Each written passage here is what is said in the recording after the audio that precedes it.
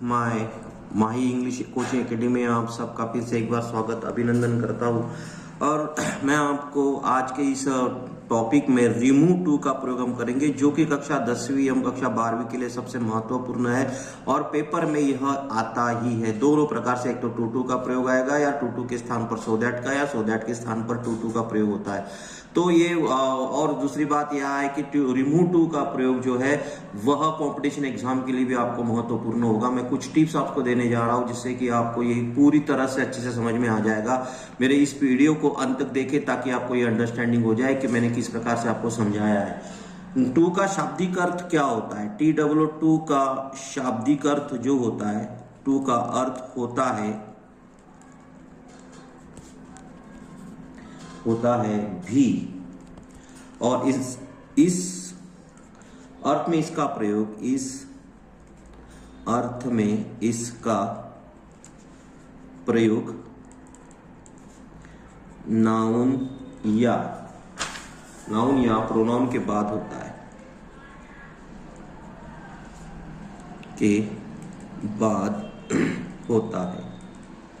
अब कुछ मैं आपको मेरे टिप्स से मैं कुछ उदाहरण को इससे बताना चाहूंगा कि टू टू मतलब सो दैट के स्थान पर, जब रिमूव टू का प्रयोग के स्थान पर क्या करना है, TOO टू टू के स्थान पर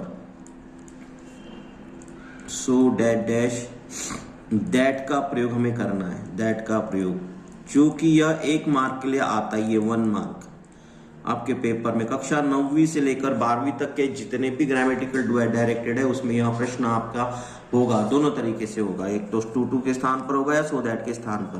तो सबसे पहले टू टू के स्थान पर सो दैट का प्रयोग करते समय हमें करना क्या है? सबसे पहले तो मैं आपको स्ट्रक्चर बता रहा हूं। स्ट्रक्चर देखो किस प्रकार है, subject plus is am are plus TOO plus adjective या एडवर्ब आएगा, उसके बाद प्लस TO2 प्लस वर्ब का पहला रूप plus object plus other words. ये आपका स्ट्रक्चर से बच्चों, ये क्या है हमारा स्ट्रक्चर से। इस स्ट्रक्चर के आधार पर ही अगर आपने इस स्ट्रक्चर को भी याद कर लिया तो आपको टू टू का प्रयोग जो है वो आसानी से कर लोगे। अब हमें प्रश्न कैसे आएगा कि भाई TW2 के स्थान पर सो डैट डैश दैट का प्रयोग हमें करना है। तो सर्वप्रथम हम क्या करेंगे, सब्जेक्ट को जैसा कि वैसा ही हमें रखना है। इज एम आर में से जो भी वहां पर आया है क्रिया वो में वैसी की वैसी हमें रखना है। इस TW2 को यहां से रिमूव करेंगे, मतलब हटा देंगे, फिर उसके स्थान पर हमने सो किया। देखो बच्चों क्या किया हमने, सब्जेक्ट को जैसा कि वैसा रखा, इज एम आर में से जो आया है उसको वैसे रखा, फिर उसके बाद सो को रखा। सो के बाद जो एडजेक्टिव या एडवर्ब यहां पर आया हुआ है उसको भी वैसे की वैसे रखा। अब इस TW2 के बाद TO2 जो दो वाक्यों को जोड़ रहा है उसको हमने क्या किया, TO2 के स्थान पर हमने दैट का प्रयोग किया। किसका प्रयोग किया? दैट का प्रयोग। अब दैट के प्रयोग के करने के बाद महत्वपूर्ण यह है कि हमें करना क्या है, जो पहले वाक्य का सब्जेक्ट दूसरे वाक्य में दैट के बाद जब हम उस सब्जेक्ट को लिखते हैं तो उसका प्रोनाउन हमें लिखना है। तो हमें क्या लिखोगे हम, सब्जेक्ट प्लस सब्जेक्ट जो है प्रोनाउन के रूप में। किसके रूप में लिखेंगे बच्चों? सब्जेक्ट जो है प्रोनाउन के रूप में। तो प्रोनाउन हमारा क्या हो सकता है, I, we, you, they, he, she और इट। ये सब हमारे प्रोनाउन है, इनमें से कोई ना कोई यहां पर आएगा। ये बात ध्यान रखो, यहां कोई नाउन होगा, यहाँ नाउन हो सकता है और यहाँ नाउन या प्रोनाउन हो सकता है। क्या हो सकता है? यहाँ नाउन या प्रोनाउन। यहाँ आपका सब्जेक्ट नाउन या प्रोनाउन होगा। अब अगर नाउन है तो यहाँ पे आपका प्रोनाउन होगा, और यहाँ प्रोनाउन है तो भी यहाँ पर प्रोनाउन होगा। अब प्रोनाउन के बाद हमें क्या करना, चूंकि TW2 जो है वह नकारात्मक सेंस निकलता है, अर्थ निकलता है, इसलिए हमें कैन नॉट का प्रयोग हमें करना है। किसका प्रयोग करना है बच्चों? कैन नॉट का। ध्यान रखिए किसका प्रयोग करेंगे, कैन नॉट का। तो हमने यहाँ पे क्या किया, कैन नॉट का प्रयोग यहाँ पे हमने किया। और बाकी क्रिया का पहला रूप जो आया है जैसा कि वैसा रखा, प्लस ऑब्जेक्ट रखा, प्लस अदर वर्ड्स रखा। इस प्रकार से हमें वाक्य रचना को करना है। अब हम उदाहरण से मैं आपको समझाना चाहूंगा कि उदाहरण कैसे करते हैं, उदाहरण से हमें किस प्रकार से करना है। एक उदाहरण है यहाँ बच्चों, he is too weak he is too weak to walk, he is too weak to walk. अभी हमें इसमें सो दैट का प्रयोग करना है। किसका प्रयोग करना है? सो डैट डैश दैट का प्रयोग हमें यहां पर करना है। अब देखो सबसे पहले हमने नियम देखो क्या है, ऊपर में जो हमारा स्ट्रक्चर है उसी के नाम से करूंगा। देखो इसमें क्या दिया है, मैंने सब्जेक्ट दिया है, तो सब्जेक्ट हम यहाँ पर ही को जैसा कि वैसा रखा। आपने अगर स्ट्रक्चर भी याद कर लिया मेरा तो आपको बिल्कुल हर चीज आएगी। तो यहाँ इज एमआर में से कौन सा आया हुआ है? इज आया हुआ है, जैसा कि वैसा हमने रखा। फिर इस TOO के स्थान पर हमने सो का प्रयोग किया। सो का प्रयोग करने के पश्चात एडजेक्टिव या एडवर्ब जो वीक है जैसा कि वैसा, इसमें कोई चेंज हमें नहीं करना है। फिर उसके बाद जो TOO है तो उसके स्थान पर हमने दैट का प्रयोग करना है। चूंकि प्रोनाउन सब्जेक्ट जो है हमें लेना है, तो प्रोनाउन जो है वो क्या है? प्रोनाउन ही आया हुआ है, इसलिए यह प्रोनाउन ही हमें यहां पर लेंगे। तो यहां पर लिया हमने प्रोनाउन। अब चूंकि यहां पर इज आया हुआ है, क्या आया हुआ है? इज आया है, इस कारण से हम यहां पर कैन नॉट का प्रयोग करेंगे। किसका प्रयोग करेंगे? Can not, he can not walk, he can not walk. तो इस प्रकार से हमें इस रिमूव टू के बाद सो दैट का प्रयोग करते समय इस प्रकार की वाक्य रचना। अब हम इसको नियम से पढ़ते। नियम में क्या करना है? सर्वप्रथम TOO को हटाकर, टू को हटाकर सो का प्रयोग किया, सो का प्रयोग किया। उसके पश्चात TOO को हटाकर उसके स्थान पर दैट का प्रयोग किया, दैट का प्रयोग किया। दैट के पश्चात, दैट के पश्चात दूसरे वाक्य में जो कर्ता यानी सब्जेक्ट जो लिया, सब्जेक्ट जो कर्ता लिया, वो पहले वाक्य के कर्ता के प्रोनाउन के रूप में लिया, प्रोनाउन यानी सर्वनाम के रूप में लिया, सर्वनाम के रूप में लिया। उसके पश्चात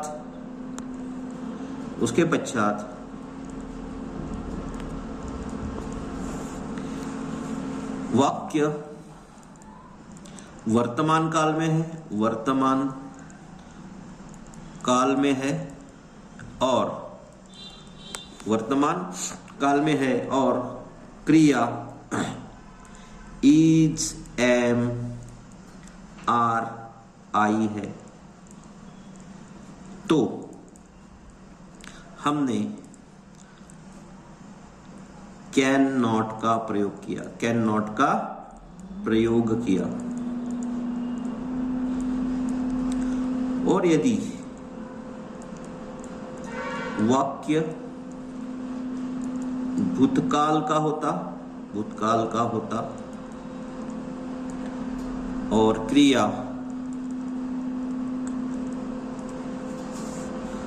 वॉज या वेयर होती तो हम कुड नॉट का प्रयोग करते।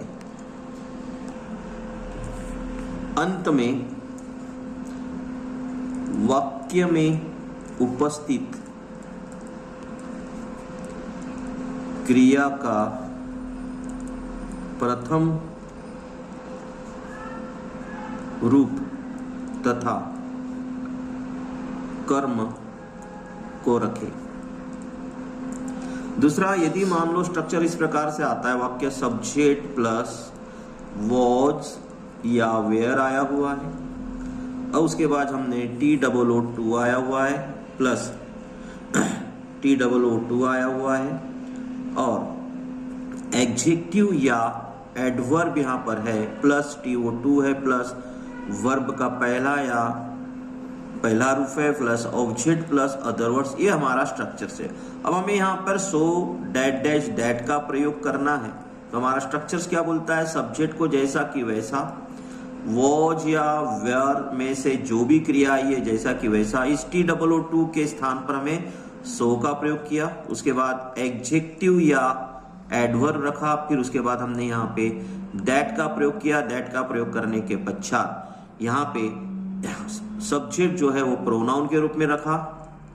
प्रोनाउन के रूप में रखने के पश्चात वाक्य में वॉज या वेयर आया है, मतलब पास्ट टेंस की वाक्य रचना है, इसलिए हमने कुड नॉट का प्रयोग किया। किसका प्रयोग किया? कुड नॉट का प्रयोग किया। उसके बाद क्रिया का पहला रूप plus object plus other word, जैसा कि वैसा रहा। अब हम पूरा वाक्य रचना मैं आपको बता रहा हूँ। वॉज वाली वाक्य रचना हम यहाँ पर लेते हैं, जो उदाहरण के रूप में आपको बताना चाहूंगा।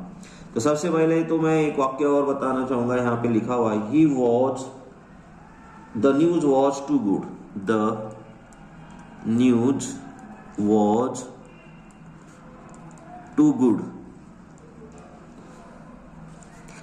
To be true, TRUE, to be true. अब कैसा करेंगे इसमें? सो दैट का प्रयोग हमें करना है। सो डैट डैश दैट का प्रयोग हमें करना है। तो द न्यूज को जैसा कि वैसा लिखा, द न्यूज को जैसा कि वैसा हमने यहां पर लिखा। वॉज को जैसा कि वैसा लिखा, इस TOO के स्थान पर हमने सो का प्रयोग कर दिया, सो गुड। फिर उसके पश्चात जो है हमने दोनों वाक्यों को जोड़ने के लिए TO2 के स्थान पर दैट का प्रयोग किया। दैट का प्रयोग करने के बाद अब ये जब द न्यूज जो है, ये द न्यूज क्या है? सब्जेक्ट है। और सब्जेक्ट कौन सा है? एक वस्तु है, मतलब निर्जीव वस्तु है। जब भी कोई निर्जीव वस्तु है या प्राणी है, तब हमारा प्रोनाउन जो है दैट के बाद इट का प्रयोग करना है। किसका प्रयोग करना है? क्यों इट का प्रयोग करेंगे? क्योंकि यदि हमारा नाउन कोई वस्तु है, कोई प्राणी है, जो इट, जिसका रूपांतर इट प्रोनाउन में हो, ऐसा अगर सब्जेक्ट आए तो हमें प्रोनाउन के रूप में इट का प्रयोग हमें रखना है। इट का प्रयोग रखने के बाद यहाँ पे हमने क्या किया? It could not. क्यों किया? क्योंकि वॉज आया हुआ है, पास्ट टेंस की वाक्य रखना है। It could not be true, it could not be true. तो यहाँ आपको अंडरस्टैंड हो रहा होगा बच्चों कि मैंने टू का प्रयोग हमने इस प्रकार से किया है। अब कभी कभी जो वाक्य रचना है देखो किस प्रकार से आती है, कठिन स्तर पे भी चला जाता है। देखो कैसा होगा, अगर यहाँ पर सब्जेक्ट है, सब्जेक्ट के बाद is, am, are plus adject plus TOO plus adjective या एडवर्ब है यहाँ पे प्लस। अब देखो यहाँ पे फॉर आया हुआ है। फॉर के बाद बच्चों क्या दिया? फॉर प्लस यहाँ आएगा मी, या फिर आएगा अस, फिर आएगा यू, फिर आएगा हिम, फिर आएगा हर, फिर आएगा देम और फिर आएगा इट। किसके बाद? एडजेक्टिव या एडवर्ब के बाद for me, for us, for you, for him, for her, for them, for it plus 2 plus V1 plus object plus other words. अगर ऐसा स्ट्रक्चर है और अगर हमें यहाँ पर सो डैट डैश दैट का प्रयोग हमें करना है तो हम कैसे करेंगे? क्योंकि ये फॉर मतलब क्या होगा? मेरे लिए, किसी ऑब्जेक्ट के लिए करना है। इसलिए हम क्या करेंगे?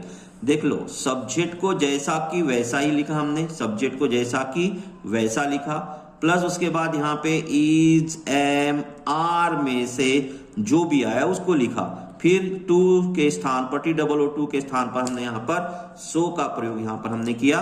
सो का प्रयोग करने के पश्चात यहाँ पर हमने एडजेक्टिव या एडवर्ब को जैसा कि वैसा लिखा, प्लस फॉर को वाक्य से हटाया, फॉर को वाक्य से हटाया, मी जो फॉर को वाक्य से हटाया। उसके बाद हमने यहाँ पे दैट लिखा, टू के स्थान पर क्या किया?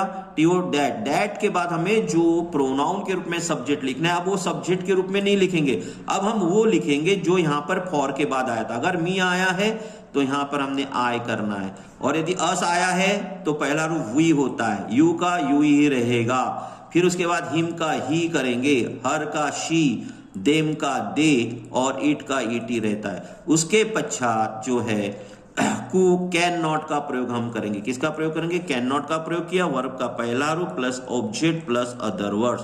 तो आपको समझ में आ रहा होगा बच्चों कि क्या किया मैंने स्ट्रक्चर में। सब्जेक्ट है हमारा, सब्जेक्ट के बाद इज, एम, आर लिखा हुआ है, TOO लिखा हुआ है, एडजेक्टिव या एडवर्ब यहाँ पे लिखा हुआ है, plus for me, for us, for you, for him, for her, for them, for it. अगर इस प्रकार से वाक्य रचनाएं आती है और वाक्य रचना आने के बाद या TOO है तो हमें क्या करना है? तो हमने वहां सो तक के बराबर लिखा एडजेक्टिव, फिर दैट के बाद क्या करेंगे? जो फॉर मी का किया हमने आई कर लिया, अस का हमने वी कर लिया, यू का हमने यू ही रखा, हिम का हमने ही किया, हर का हमने शी किया, देम का हमने दे किया और इट, ये अगर इधर जा रहा है तो ये पहले रूप में आता है और इधर जाता है तो ये अपना ऑब्जेक्टिव रूप है, ये ध्यान में हमें रखना। अब उदाहरण से हम आपको मैं समझाना चाहूंगा, बहुत अच्छे से उदाहरण आप समझ लीजिए मैंने क्या बता रहा हूं। मैं यहाँ पे देखो वाक्य में क्या दिया गया, it is too hot, it is too hot, it is too hot for me, it is too hot for me to bear it, to bear it, इस प्रकार से वाक्य आया हुआ है। तो हमें यहाँ फॉर में आया हुआ है जो मेरा स्ट्रक्चर बनाया हुआ मैंने, तो क्या करेंगे, इट को जैसा कि वैसा ही रखा है यहाँ पे। उसके बाद ईच को भी हमने यहाँ जैसा कि वैसा रखा, इस TOO के स्थान पर क्या किया,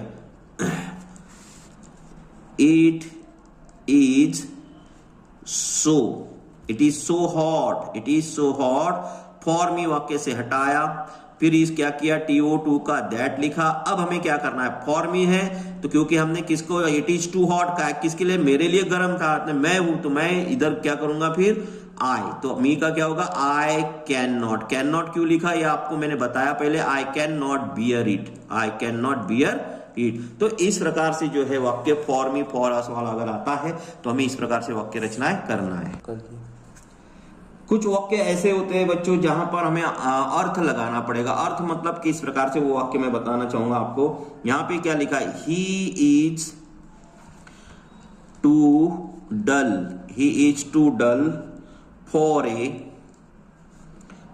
स्पोर्ट्समैन, SPORTSMAN। अब मैं यहां इस वाक्य से समझाना चाहूंगा। देखो इसके पहले जो मैंने वाक्य बनाया, for me, for us, for him, for she, तो जब भी फॉर के बाद कोई ऑब्जेक्टिव है, प्रोनाउन का ऑब्जेक्टिव है, इनडायरेक्ट ऑब्जेक्टिव जिसको बोले जाता है, इनडायरेक्ट ऑब्जेक्टिव, ध्यान रखो इनडायरेक्ट ऑब्जेक्टिव वो होते हैं जो हिम हो गया, मी हो गया, अस हो गया, ये सब इनडायरेक्ट ऑब्जेक्ट है। इस इनडायरेक्ट ऑब्जेक्ट में अगर मान लो आए तो मैंने जो पहले का आपको स्ट्रक्चर बना के दिया है उस प्रकार से वाक्य रचना करनी है। लेकिन अगर मान लो यहाँ फॉर के बाद नाउन आया, कोई भी नाउन आया, देखो यहाँ नाउन आया हुआ है, फर्क समझो बच्चों।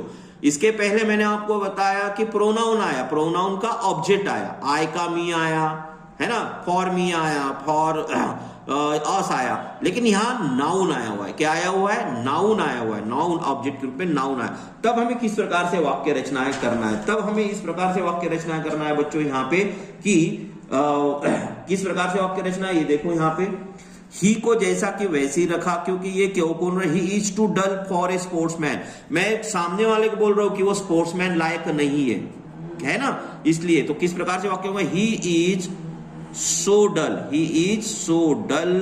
अब फॉर वाक्य से हटेगा, he is so dull, he is so डल, फिर दोनों वाक्यों को दैट से जोड़ दिया मैंने, he is so dull that, फिर मैंने क्या किया, ये प्रोनाउन यहां पे रख दिया, ही can not, he can not.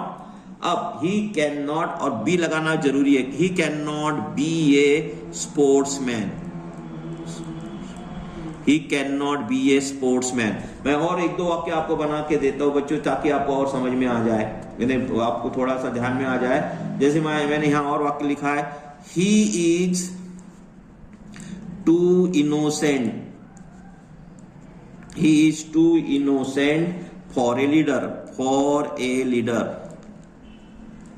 अब देखो यहां भी फॉर के बाद बच्चों लीडर जो आया हुआ है वो क्या आया हुआ है, नाउन आया हुआ है। अब नाउन आया हुआ तो हम क्या करेंगे, ही को जैसा कि वैसा रखा, इज को जैसा कि वैसा रखा, TOO के स्थान पर सो का किया, इनोसेंट को जैसा कि वैसा रखा, इनोसेंट के बाद सीधा हमने दैट लगा दिया, इज आया हुआ इसलिए ही लगाया, फिर can not, he can not be a leader, he can not be a leader.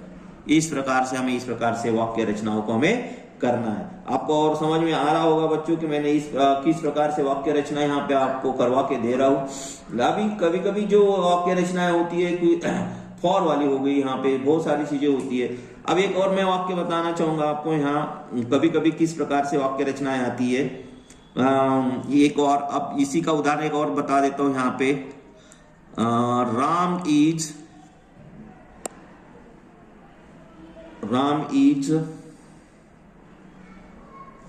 too strong for me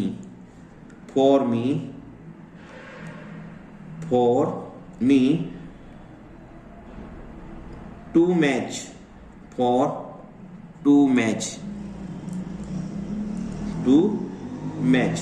तो इस प्रकार से जो है किस प्रकार से वाक्य रचना करेंगे, तो यहां होगा Ram is so strong, STRONG, so strong. For में वहां से हटेगा, फिर क्या लिखेंगे, that I can not match, can not match for him,